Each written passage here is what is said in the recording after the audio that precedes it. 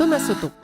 Il souffle un vent d'inquiétude sur les marchés agricoles mondiaux. Bonjour Nicolas Barré. Bonjour Thomas. C'est à tel point que l'on peut se demander si l'on ne court pas tout droit à la catastrophe alimentaire. Expliquez-nous. Oui, il y a une grande crainte. Cette crainte s'appelle El Niño. El Niño, en fait, c'est le lien entre la température du Pacifique et le prix de votre petit déjeuner. C'est un phénomène de réchauffement des températures à la surface de la mer, dans l'océan Pacifique, donc, qui se produit tous les 4 à 12 ans environ, et qui a des conséquences sur le temps qu'il fait en Asie du Sud-Est, en Amérique latine, en Afrique de l'Ouest, etc.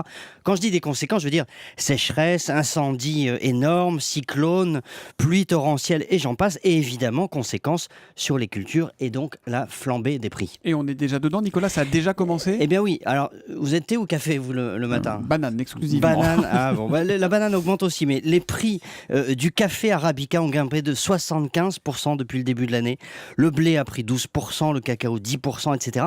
Tout ça parce que les météorologues du monde entier détectent de plus en plus de signes indiquant qu'un phénomène d'El Niño se prépare pour les mois à venir avec une probabilité de 50 à 75%.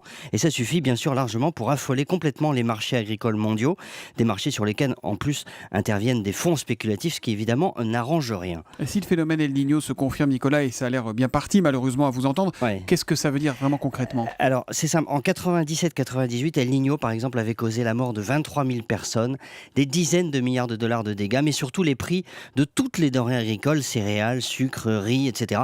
avaient flambé, ce qui avait affecté des centaines de millions de personnes dans le monde. Plus grave, une étude révélée par le CNRS montre que du fait du réchauffement climatique, eh bien, la fréquence d'El Niño pourrait doubler au cours de ce siècle.